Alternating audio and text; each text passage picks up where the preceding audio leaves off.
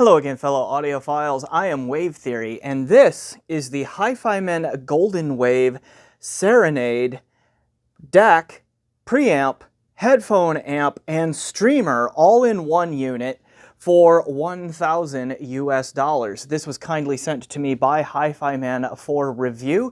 They have asked nothing in return other than a fair and honest evaluation, which you are about to get, and they have made no attempts to influence my opinion on this piece in one way or another, so all thoughts that you are about to hear are mine and mine alone.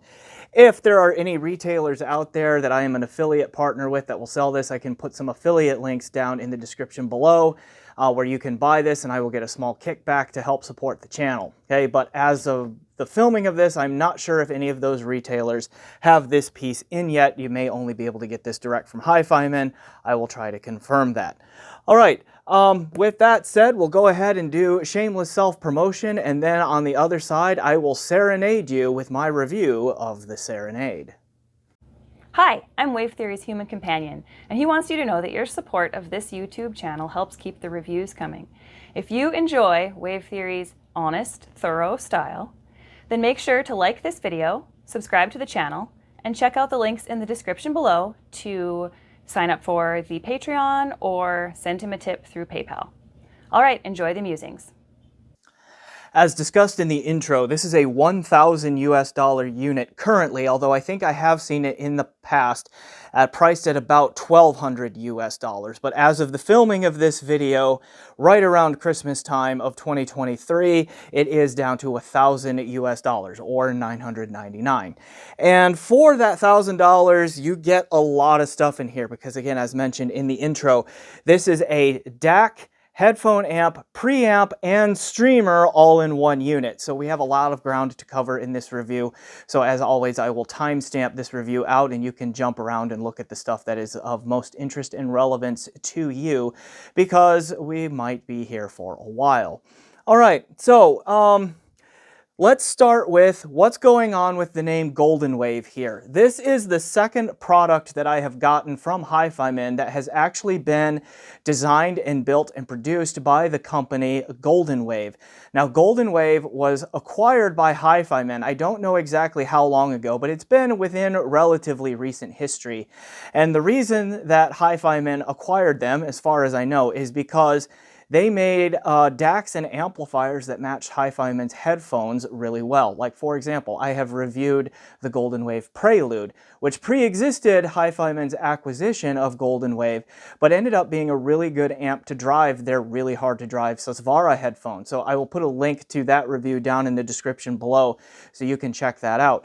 This product right here, my understanding is, was actually commissioned by HiFiMan. So Goldenwave still did the design and all of that, and then HiFiMan handled the distribution and the manufacturing and all of that kind of stuff.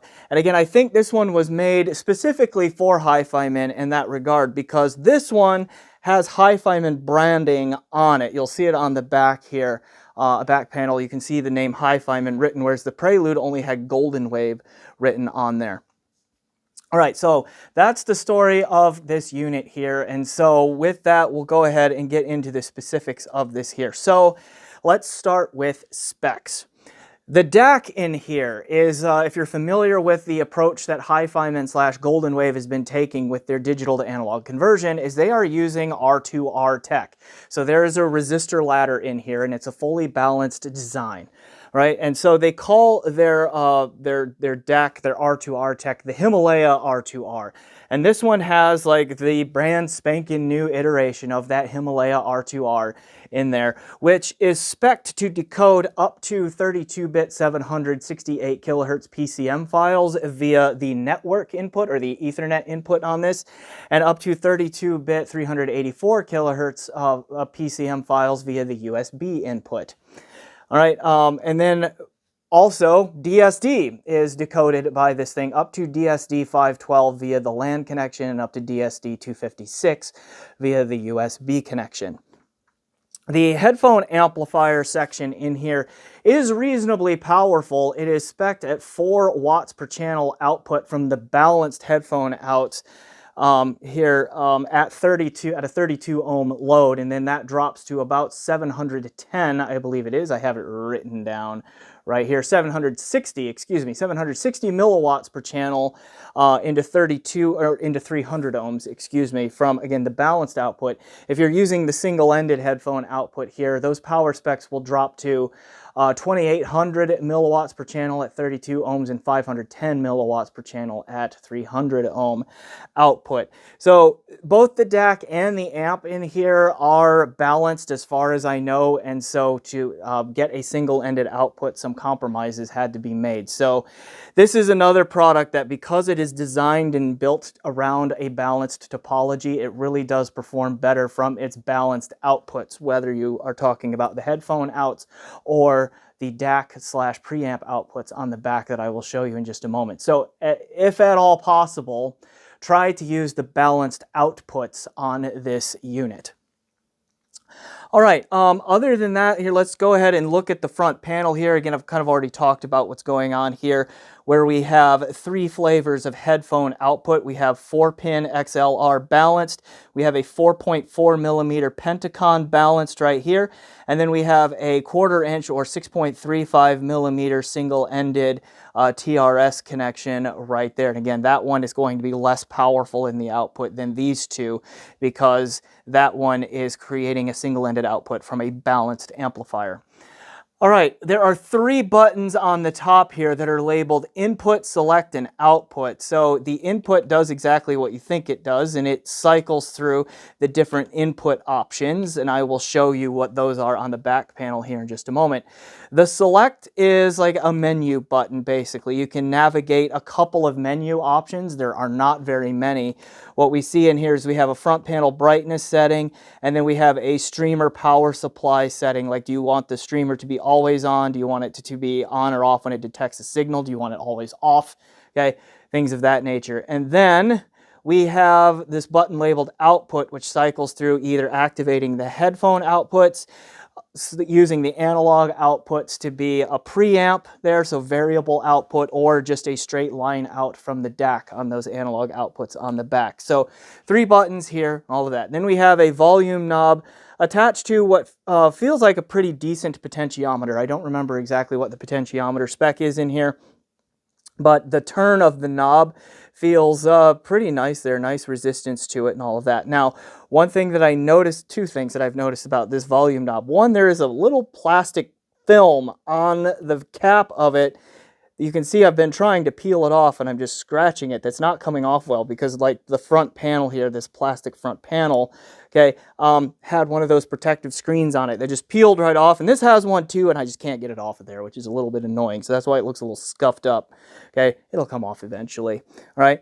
The other thing that I noticed here is that there's no gain control or gain stages in this amp that are user selectable that I can tell. So there's not like a high gain, low gain kind of thing coming from the head amp output.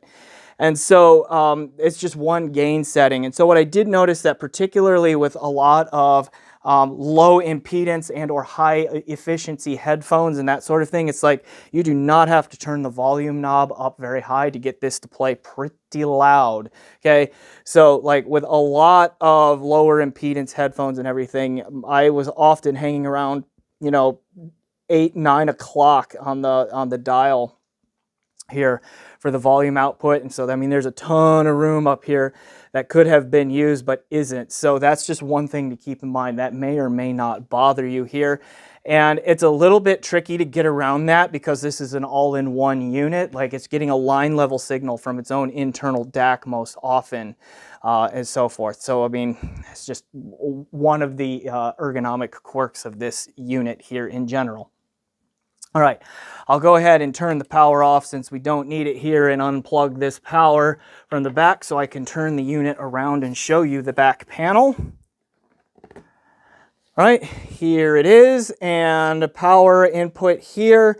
There is behind this panel, you can switch between 110 and 220 volts if you need to. I'm in the US, so it stayed at 110. Here's the HiFiMan branding as promised here, but you can see it's Goldenwave right there that did the design of this unit. Okay, several input options here. Here is an Ethernet connection for LAN for the streamer. No Wi-Fi on this to my knowledge, so it's only a hardwired connection here for network connection. USB input. Okay, 2 SPDIF digital inputs. We've got the Toastlink fiber optic input here, and then we have the RCA style coaxial connection there. This unit will also decode Bluetooth. So you can use this as a Bluetooth device, and it supports LDAC and aptX and SBC, like most of the new and fancy codecs, okay, are on this, this unit here if you wanted to use it as Bluetooth. And that's fairly significant because if you include that Bluetooth, you have 5 different digital input options going on with this unit. So that's a fair amount of input flexibility there. Then we have a RCA single-ended analog input, which will bypass the internal DAC and then just access the headphone amp in here. And then we have the outputs, the analog outputs from the DAC itself, which again, as I showed you earlier, you can select these to be variable output and use this as a preamp, or just be straight line out, just direct from the DAC there. Okay, this analog input here I think is nice because if you are a fan of analog sources, for like vinyl for example, you can connect your turntable preamp right to that input, access the headphone amp in here, and then you've got like a truly all-in-one kind of solution for your desktop needs. Bunch of digital inputs, you can route your analog source through there, and it's all in one fairly compact unit here. The unit does have some heft in it. Again, it's a Class A amplifier, and it's got a pretty big, beefy transformer in it for the power supply, all that. So it's got a fair amount of heft and weight, and it's overall fairly well built, fairly solid. This up here is plastic, and it's highly reflective. You could probably see parts of my mess of a listening room, okay, going on in the reflection behind here. But this will also fingerprint up easily, and it's only relatively clean now because I just peeled off that protective film before I started doing this review. Okay, a couple of things that I would have liked to have seen included in this unit that are not. I think Wi-Fi would have been smart and a little bit more placement friendly, because I don't know that everyone has a LAN connection run to wherever they might want to use this unit. The other thing that could argue is missing here is any kind of a remote control. Like, I think the potentiometer in here should have either been digital or motorized with a remote control, so that you can do input selection, output selection if needed, and volume control from a remote control. You can't. Okay, there's not even an infrared sensor on here that I know of where you can use a third-party remote control. So basically you have to keep the unit within arm's reach to be able to use it effectively, or you're just going to have to get up and cross the room and manually change things, okay, and then go back to your seat once that's done. I think the absence of a remote control is a little bit unfortunate here, just because otherwise this is a super flexible and ergonomically friendly unit. It offers, again, a plethora of input options. It decodes just about everything 2-channel audio, save MQA, and so forth. So I could really see it kind of being the entertainment hub, like almost kind of a 2-channel and headphone-friendly audio-video receiver kind of a device, like that kind of a centerpiece of a desktop system or a simple 2-channel system or something like that. And so, like, but it's got to, again, it's got to be within arm's reach. So I think that was one ergonomic miss that I would have liked to have seen on this unit that maybe will be ironed out in a future iteration, or maybe there will be a more expensive unit like this that comes out from this line that will have that option. I don't know. HiFiMan doesn't give me insider info. That's just something I would have liked to have seen.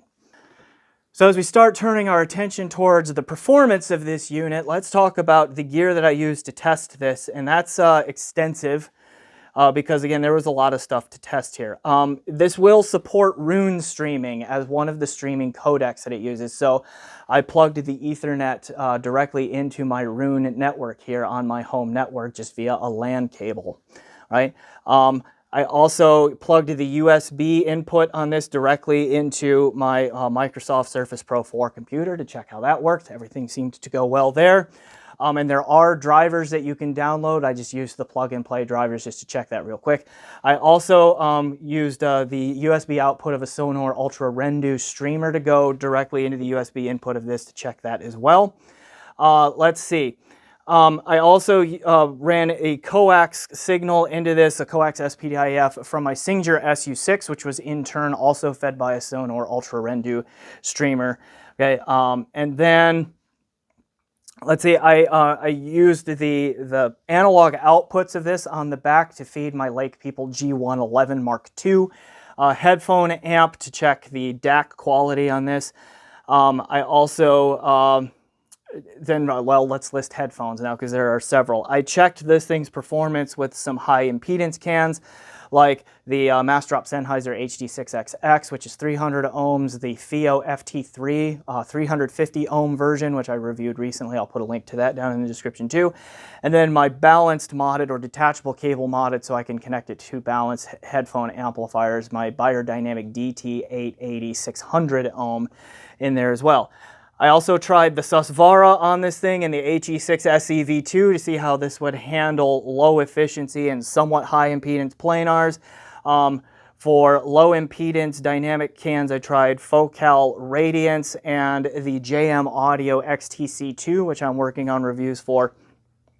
And then, let's see, I also tried some other easier driving planars on this, like the HiFiMan Ananda Nano, the HiFiMan Aria Organic, the HiFiMan HE1000 Stealth Magnet Edition.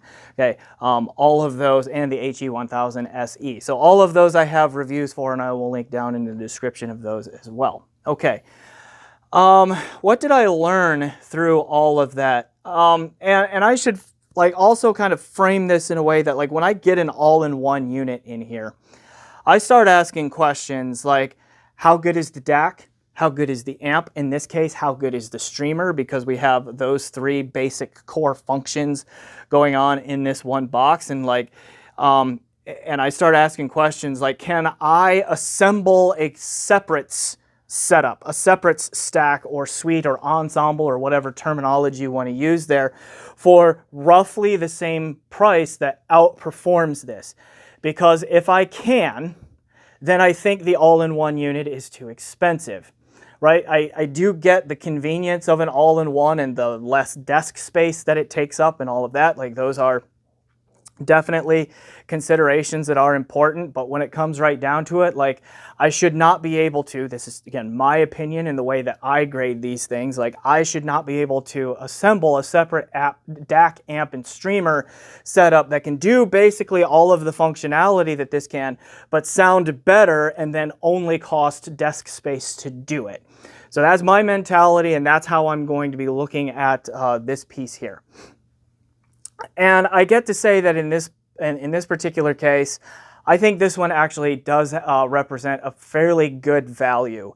And so just kind of the takeaway here is that this is a pretty strong performer, and it's a pretty decent performance from all three of the major internal components, meaning the DAC, the amp, and the streamer. You might be able to put together a clearly better sounding $1,000 stack, maybe. I doubt it though, okay? And so that I think means that it's a fairly decent value. It's not like a blow away kind of good. It's not utterly amazing, but it is just really solid, very strong performer that again brings a fair amount of value because it puts those three key functions in one fairly compact and well-built package that again is hard to match for the price. So let's unpack all of that. Okay, so let's just start on the whole. If you use this as a DAC and an amp and you're just driving a headphone off of this thing, what do you get? For the most part, you get a pretty neutral perceived sound signature here. There's not a ton of excess warmth or brightness or mid-forwardness or all that. The tone and the tonality and the perceived frequency response, pretty flat, pretty neutral through the audible spectrum. There's pretty good bass extension and treble extension. It's just those regions are not brought forward at all. There's pretty good bass and treble control. There's good hit and rumble in the low end. There's pretty good sparkle up top but it doesn't really inject much of its own sibilance or sharpness up in the treble. It just mostly lets the recording do what it's going to do there. So all of that is good. The resolution is also pretty strong. I never really got the sense that I was missing a whole lot in the detail retrieval department for the price and all of that. It's same with the spatial presentation. The soundstage is neither particularly wide nor small. It's just kind of there and what it needs to be. And then the imaging and the separation through the soundstage is fairly three-dimensional and gives a pretty good sense of spatial holography, spatial accuracy, those kinds of things. Timbre is also reasonably accurate. For the most part, instruments sound like instruments and voices sound like voices. You know, they sound like reasonable approximations of the real thing. Okay, there's really not a sonic attribute of this where I'm like, I don't know about that, right? Like, it's pretty strong across the board. Is it the best that I've ever heard? No. Is there any kind of particular magic to it? No, it's just mostly does the job and gets out of the way otherwise. Lets the music be the music, lets the headphone be the headphone, okay? You know, that sort of thing, which I think is fairly complimentary of the unit. Your mileage may vary on that. Okay, DAC performance here. Let's start separating out the individual performance pieces here. To me, the DAC section of this is maybe relatively speaking the weak link of the three important functions here, meaning the DAC, the amp, and the streamer. I keep wanting to combine DAC and amp and just call it a DAMP. That's not going to be helpful, but.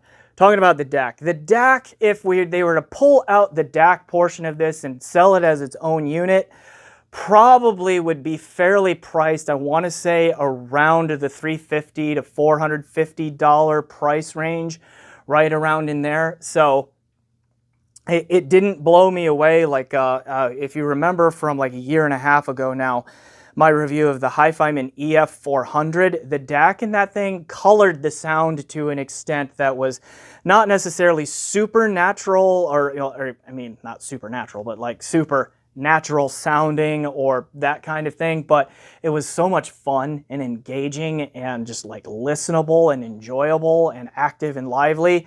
This one plays it a little bit more straight. It's a little bit more neutral.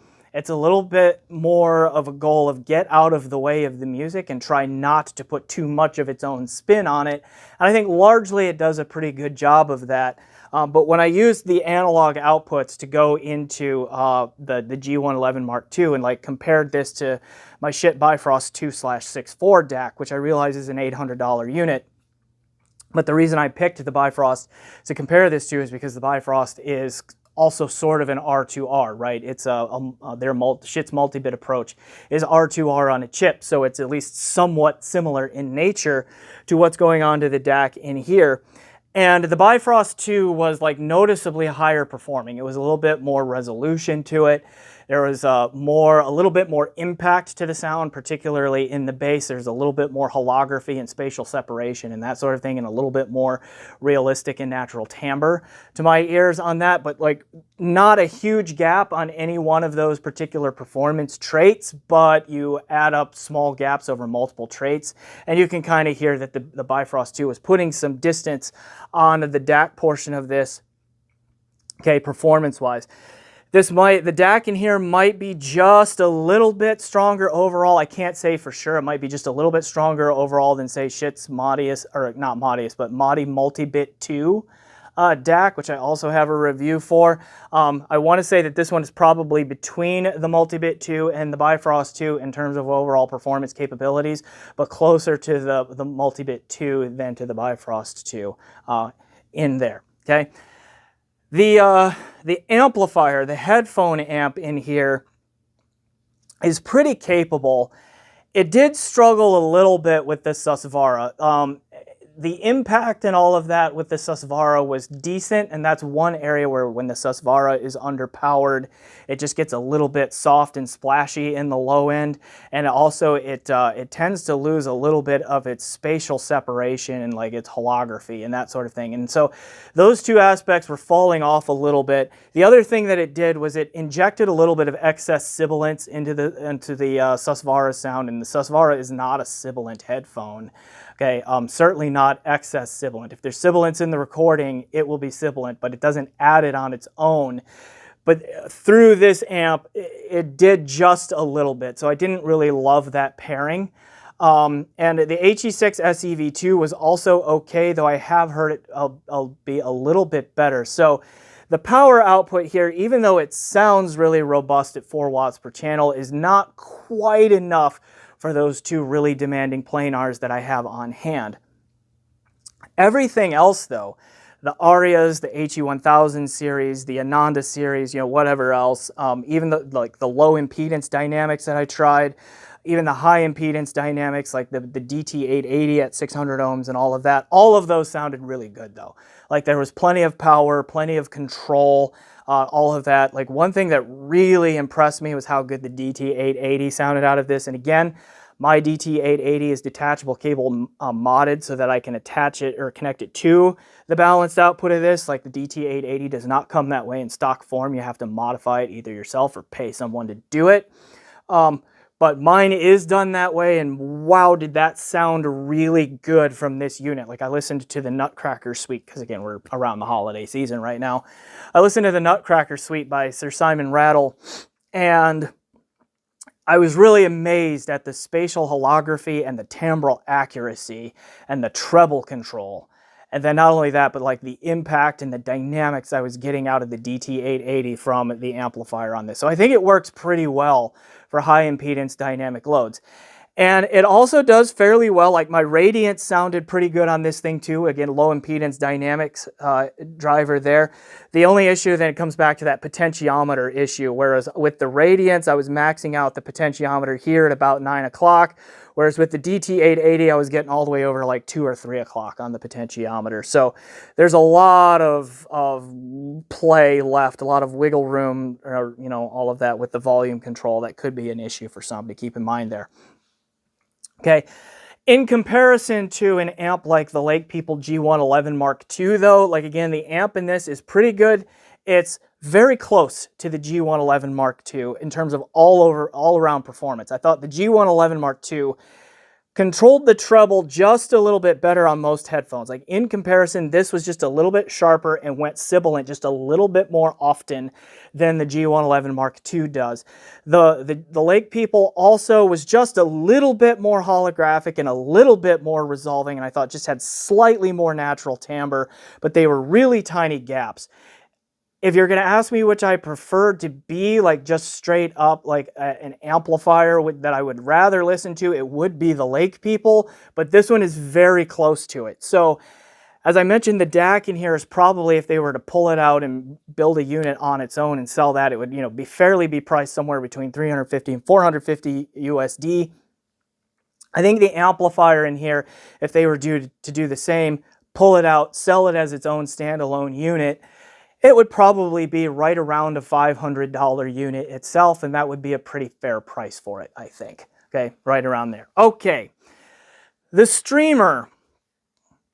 I was actually quite impressed with the quality of the streamer here, because that one, in comparison to my really nice Sonor Ultra Rendu streamers that I have around, is pretty close in overall performance compared to those Sonors. The Sonors, the Ultra Rendu, is better overall. Again, a little bit lower noise floor, a little bit more holography, a little bit more resolution and texturing and that kind of thing to the sound, but the streamer in here is right hot on its heels.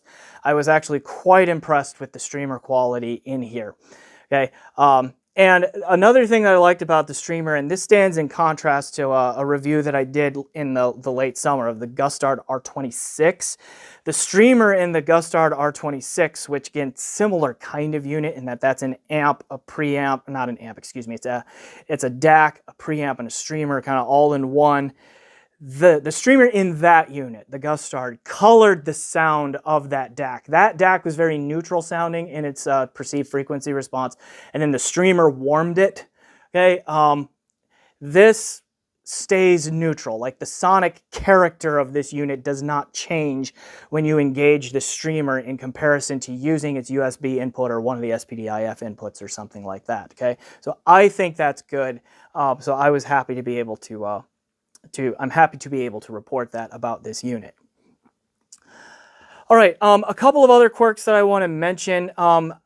The DSD decoding on this in the DAC thing, again, might be just a little bit on the noisy side compared to PCM decoding. I didn't notice it every time. It seemed to be a little bit variable, but there are a couple of times where I switched to a DSD track from a PCM track on here, and I just thought that the noise floor was just a hair higher. I don't know if you'll notice that, and I don't know if that's just this unit or a thing, but that's just a thing that I heard here. It really wasn't enough to really truly bother me or to mess up the sonic performance once the music played. That I could tell is just a thing that I picked up that was a little bit interesting to me, that I'm just going to throw out there as something that you might need to be aware of, particularly if you're going to be a heavy DSD user. Okay. Other than that, like for comparisons, the only other similar unit that I have had in recently near this price that would be a competitor would be the Matrix Mini i4 Pro. I think it's the Pro version that has the headphone amp in it. And I think that sonically, this unit is probably a little stronger than that Matrix unit overall. I think the DAC in here is a little bit less harsh, a little bit less aggressive, just a little smoother, more laid back, and more natural sounding than the DAC that was in that Matrix unit. I think the streamer in here is probably also a little bit higher performing than the streamer in that Matrix unit as well. The headphone amp in here has a little bit more power than that Matrix amp does, and it also has a lower output impedance here from the headphone output. So I would not recommend using low impedance dynamic driver headphones on that Matrix Mini i4 Pro unit, and they're fine to use here. The thing is that I noticed though is like the amp on that Matrix has like a warmer, thicker tone and like sonic character to it. It colors the sound a little bit, where this is more neutral. And I enjoyed that warmer, thicker sound of that unit's amp. Even though this one might be technically more capable in neutral, like that's just something to keep in mind there. Now that Matrix also had a remote control, so you could switch inputs and adjust volume and all of that from a distance that this one does not have. So I think both units are good, and it's just going to come down to, do you prefer the slightly warmer amp or the slightly more neutral amp? Are you going to need to drive low impedance dynamics, in case you'll need this one? And then do you need that remote control capability, or is this always going to be within arm's reach? All right, so we'll wrap it up here. And like I said, mentioning my grading on a curve, hopefully through my explanation of this unit and talking about it here, you realize that I do think that as an all-in-one unit, this thing is very fairly priced. It probably, even at the higher $1,200 where I think it launched and where compared to where it currently is at $1,000 USD, is still a pretty good value, because as I mentioned, the numbers in there, like between $350 and $500 per function in here, I think would have been a fair price on this unit. Again, you pull out the DAC, make it its own standalone thing, pull out the amp, make it its own standalone thing, pull out the streamer. You're talking about, at least $1,500, I think, as a combination to get all of those things to be perform at about this level. Okay, but this puts them all in one fairly compact and well-built package for $1,000 US, and I think that's a pretty impressive thing to be able to say, and a pretty good value. So HiFiMan Serenade, yeah, it gets my recommendation. So if you are in the market for an all-in-one around this price that is pretty flexible, give this one a serious look. Okay, so I will go ahead and leave the review there. So I am Wave Theory. Please like this video if you haven't. Subscribe to the channel if you haven't yet. Check out my PayPal, my Patreon, so you can see other ways to support the channel. Leave a comment down below, and all of those things. So thanks again for watching, and as always, enjoy the music.